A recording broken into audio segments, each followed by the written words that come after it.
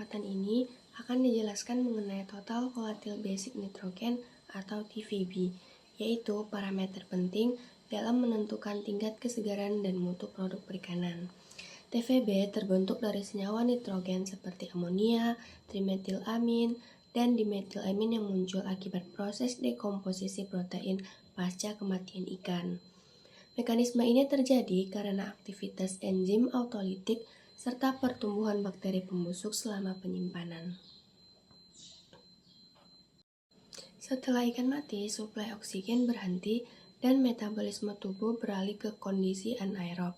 Enzim proteolitik kemudian mulai memecah protein menjadi senyawa-senyawa yang sederhana.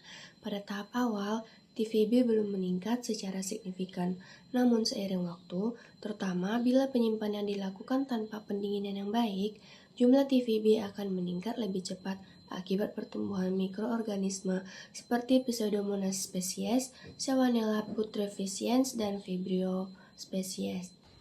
Ikan laut umumnya mengalami kenaikan TVB yang lebih tinggi dibanding ikan air tawar.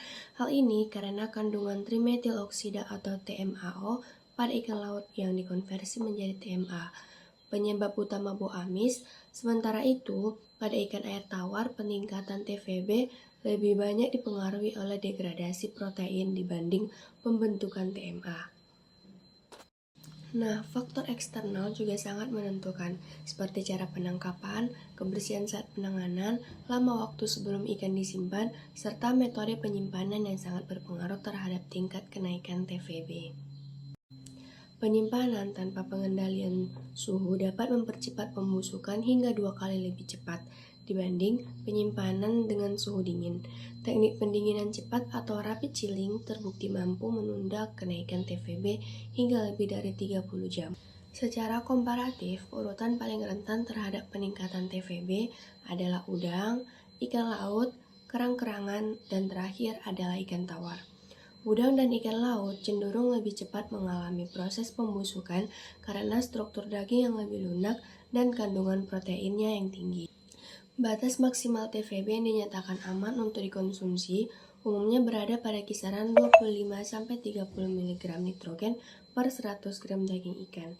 Jika nilai TVB telah melewati batas tersebut, maka produk perikanan dinilai tidak layak konsumsi. Nah, sebagai kesimpulannya, TVB merupakan indikator utama penentu kesegaran ikan.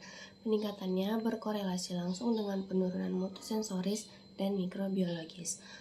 Oleh karena itu, penanganan ikan harus memperhatikan sanitasi, penurunan suhu sedini mungkin, serta penerapan sistem rantai dingin secara optimal untuk mencegah pembusukan. Demikianlah penjelasan yang dapat saya sampaikan.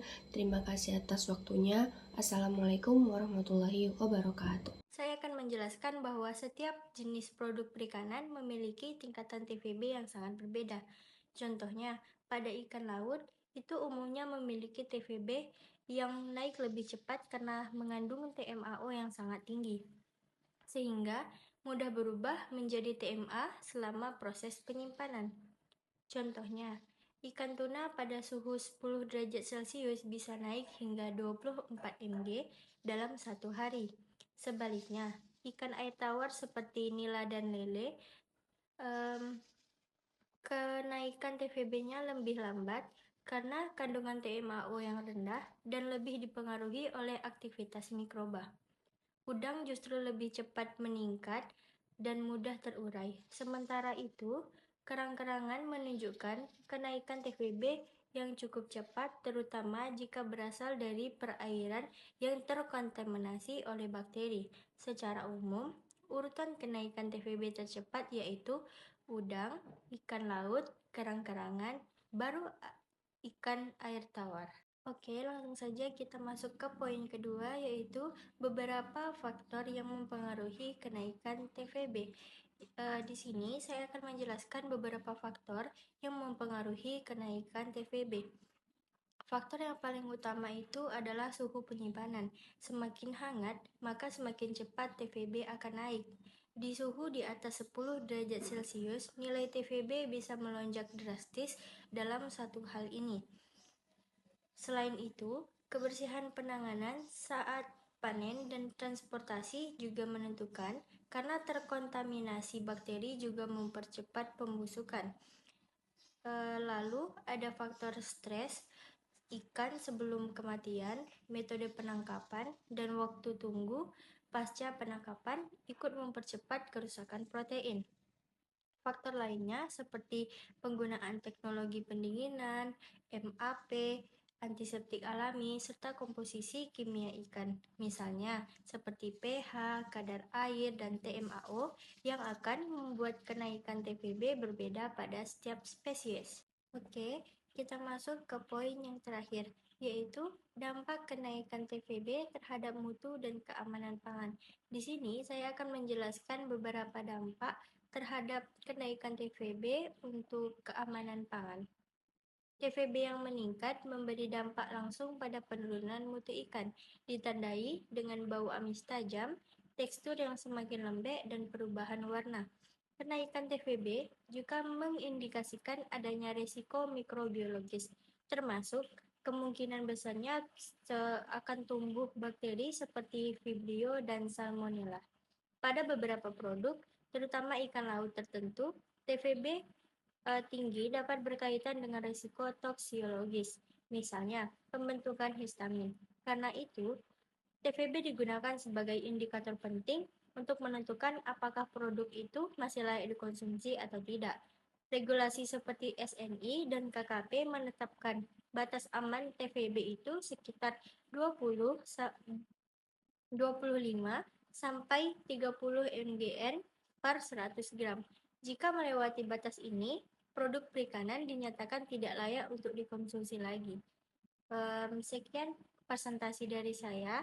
Kurang lebih saya mohon maaf. Bye-bye. Saya Sri Wayuni ingin menjelaskan materi tentang trimetilamina atau TMA.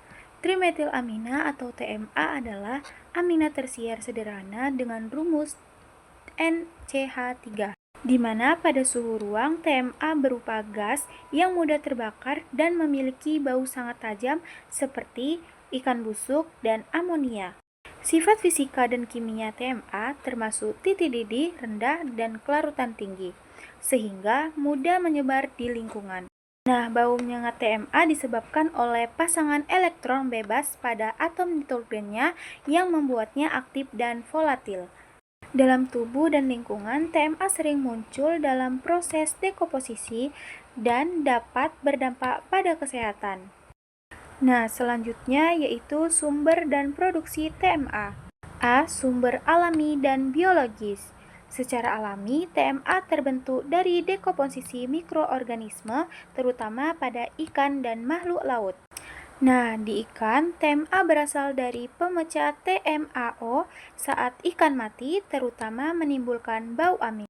Pada manusia juga, TMA diproduksi di usus oleh mikrobiota dari prekursor nutrisi, seperti lecitin, carnitin, dan kolin. B. Sumber industri dan sintesis. Komersial, TMA dibuat dari reaksi amonia dan metanol dengan katalis tertentu.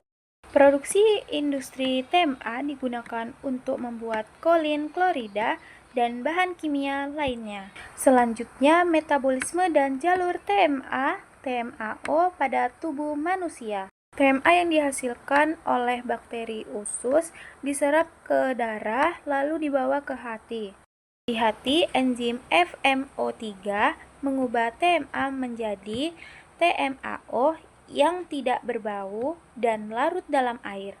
Pada individu sehat, konversi ini berlangsung normal sehingga TMA tidak menumpuk. Bila produksi TMA berlebihan atau enzim FMO3 terganggu, dapat muncul dua masalah terutama. Pertama yaitu trimetilamininuria atau bau badan amis.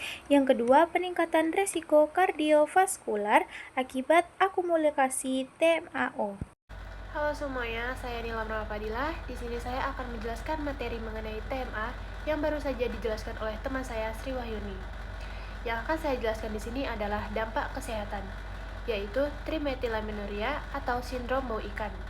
Trimetilamininuria adalah suatu kelainan metabolisme bawaan yang langka yang ditandai dengan ketidakmampuan tubuh untuk mengubah TMA menjadi TMAO secara aktif. Hal ini disebabkan oleh mutasi pada gen yang mengode enzim FMO3, sehingga aktivitas enzim tersebut berkurang atau tidak ada sama sekali. Nah, akibatnya TMA yang tidak termetabolisme atau terakumulasi dalam tubuh akan dikeluarkan melalui keringat, urin, air liur, dan nafas. Hal ini menimbulkan bau badan yang sangat kuat, seperti bau busuk ikan. Kondisi ini tidak membahayakan fisik secara langsung, namun dampak psikososialnya sangat berat. Penderita sering mengalami isolasi sosial, depresi, kecemasan, dan penurunan kualitas hidup yang signifikan. Penata laksanaan trimetilamunria terutama melalui modifikasi diet, yaitu menghindari makanan yang kaya akan kolin, lecitin, serta menjaga kebersihan personal untuk mengurangi akumulasi TMA pada permukaan kulit. Nah, yang kedua, dampak kesehatan yaitu TMAO dan resiko kardiovaskular. Dalam beberapa tahun terakhir, TMAO telah muncul sebagai biomarker dan faktor resiko independen yang kuat untuk penyakit kardiovaskular.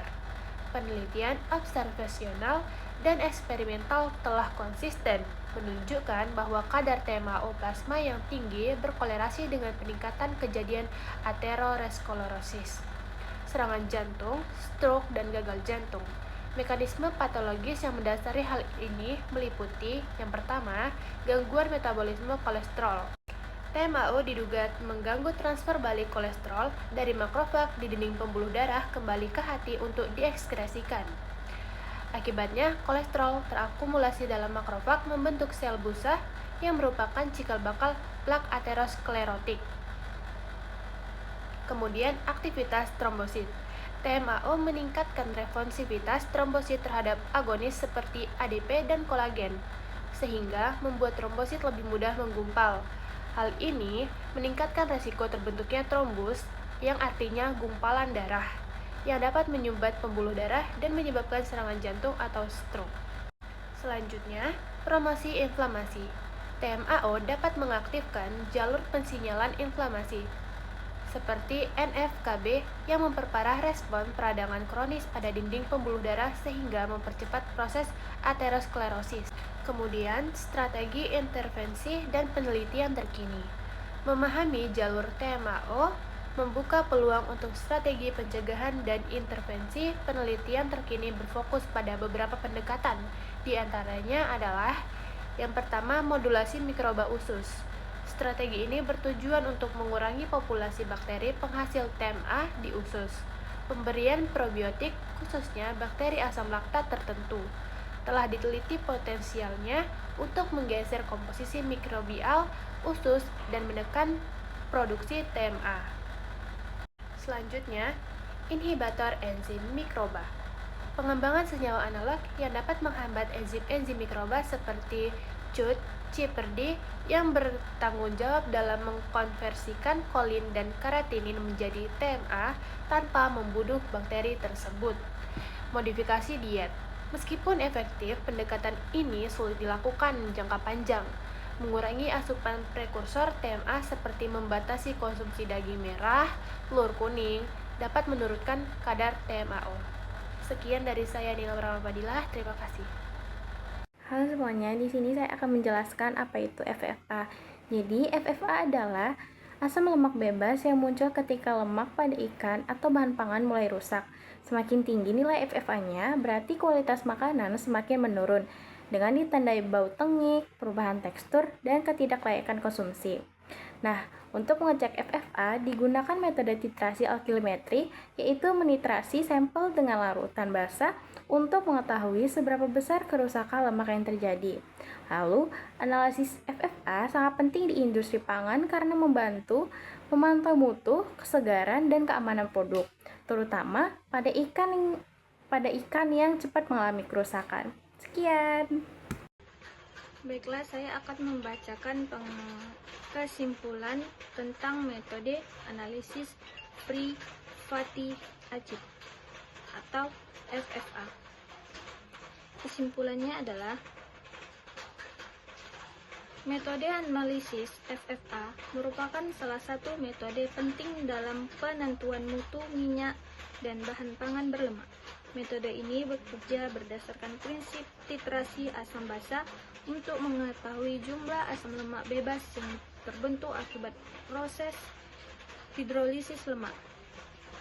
Analisis FFA sangat penting dilakukan karena kadar FFA dapat mencerminkan tingkat kerusakan lemak serta memengaruhi mutu sensori, keamanan, dan ketahanan penyimpanan bahan pangan. Dengan memahami konsep dasar dan tahapan analisis FFA, laboratorium dan industri dapat melakukan pengujian yang akurat untuk memastikan mutu produk tetap baik. Sekian kesimpulannya. Terima kasih. Jadi, indol merupakan senyawa aromatik yang terbentuk dari pemecahan asam amino tritofan oleh bakteri. Senyawa ini sering digunakan sebagai indikator aktivitas mikroba dan bisa menjadi tanda awal pembusukan pada bahan pangan berprotein seperti ikan dan daging. Indol juga merupakan struktur dasar banyak senyawa penting, misalnya hormon tumbuhan IAA, berbagai alkaloid, serta digunakan dalam pengembangan obat-obatan. Dalam industri, indol dipakai sebagai bahan parfum pada kadar rendah dan sebagai bahan baku sintesis kimia. Baik, di sini saya akan menjelaskan tentang metode analisis NPN. Jadi apa sih metode analisis NPN?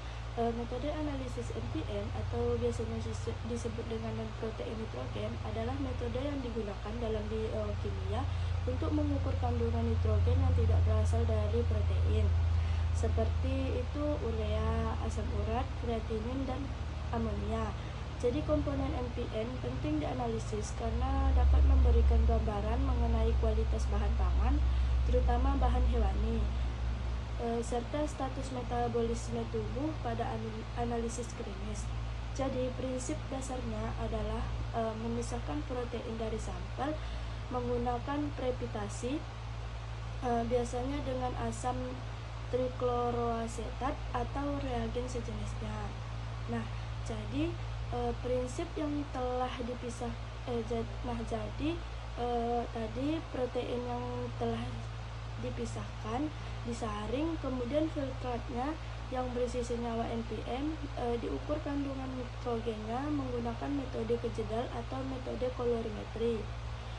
Dari hasil analisis ini dapat digunakan untuk menilai kandungan nutrisi bahan makanan atau menilai fungsi ginjal dalam pemeriksaan biokimia klinis. Baik, mungkin itu saja yang dapat saya jelaskan. Selanjutnya akan dijelaskan oleh teman saya yang bernama Rasaraya Cikal Sabda. Halo teman-teman semua, aku Rasaraya Cikal Sabda dengan NIM 2404111173 yang akan menambahkan sedikit materi dari teman aku yang tadi tentang metode analisis NPN. Nah, dalam proses analisis NPN, sampel terlebih dahulu ditambahkan reagen pengendap protein sehingga protein menggumpal dan dapat dipisahkan dari senyawa non-protein. Filtrat yang sudah bebas protein kemudian dianalisis untuk menentukan kadar nitrogen totalnya. Jika menggunakan metode kejedal, filtrat akan mengalami tahap destruksi, distilasi, dan titrasi untuk menghitung total nitrogen. Nah, sedangkan pada metode kolorimetri, perubahan warna yang terjadi akibat reaksi kimia senyawa NPN dengan reagen tertentu akan diukur menggunakan spektrofotometer.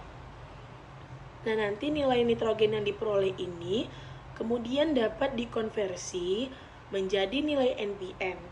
Nah, teman-teman tahu nggak sih, analisis ini penting untuk mengetahui tingkat kesegaran bahan pangan, memahami proses metabolisme nitrogen itu, serta mengontrol kualitas produk.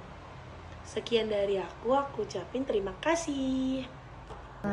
Yang pertama itu pengertian histamin. Histamin merupakan amina biogenik yang terbentuk melalui proses dekarboksilasi asam amino histidin yang oleh enzim histidin dekarboksilasi atau HDC pada bahan pangan berpotensi tinggi pada ikan. Nah, histamin digolongkan sebagai senyawa aktif biologis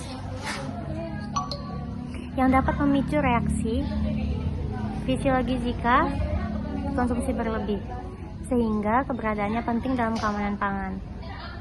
Nah, yang kedua itu proses terbentuknya histamin pada produk perikanan. Nah, pembentukan histamin pada ikan itu terjadi ketika bakteri penghasil enzim HDC mengonversi histidin bebas menjadi histamin segera setelah ikan itu mati. Nah, proses ini berlangsung dari pasca postmortem ketika sistem proteksi ikan berhenti dalam mikroorganisme mulai berkembang pada jaringan ikan. Nah, bakteri pembentuk histamin itu seperti Morganella morgani, Klebsiella pneumoniae, dan Pobacterium sp. Nah, pada ikan itu dominan itu kadar histidinnya itu tinggi, terutama pada kelompok Scombroidae. Enzim HDC juga tetap aktif bahkan pada suhu rendah sehingga histamin dapat terus terbentuk selama dalam penyimpanan dingin. Nah, yang ketiga itu faktor-faktor yang mempengaruhi terbentuknya histamin. Nah, yaitu biasanya dipengaruhi oleh kadar histidin bebas yang tinggi pada ikan seperti ikan tuna, tongkol, cakalang, sehingga memperbesar potensi akumulasinya. Nah, faktor suhu juga sangat menentukan karena pertumbuhan bakteri pembentuk histamin meningkat drastis pada suhu di atas 4 derajat Celcius. Itu tuh menurut Hidayat et al. 2021. Nah, waktu penanganan pasca tangkap sebelum proses pendinginan juga berperan penting karena semakin lama ikan berada pada suhu ruang, semakin cepat enzim HDC menghasilkan histamin. Nah, sanitasi alat, lingkungan, dan pekerjaan selama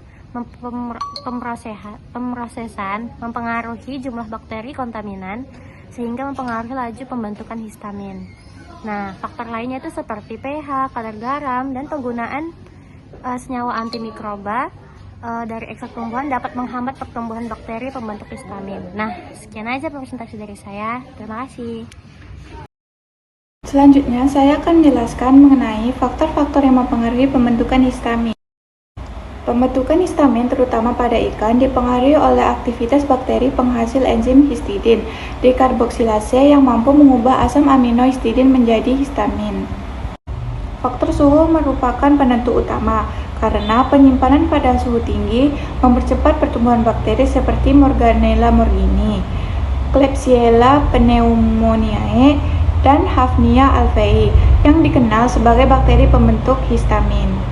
Selain itu, kondisi higienitas selama penanganan seperti saninitas peralatan, kualitas es, dan kebersihan lingkungan berperan penting dalam menekan kontaminasi mikroba.